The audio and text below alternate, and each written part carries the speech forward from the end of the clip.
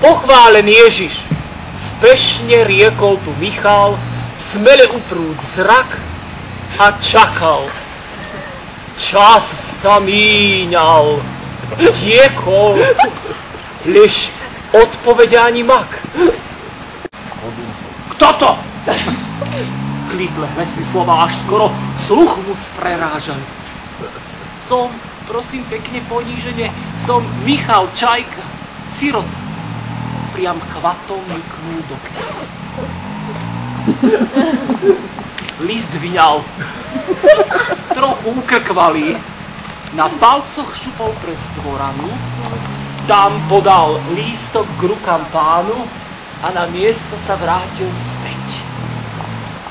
Vár ma veľkomožná dobrota neodoženie od dverí.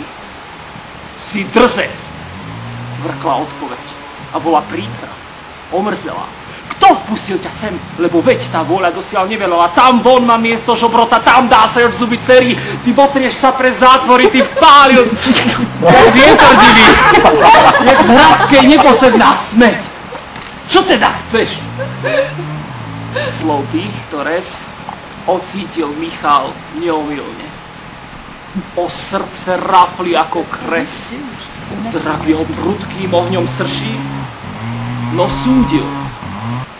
Odpuste, sedliak vždy dlhú reč mal, hej, nevie, čo sa sluší.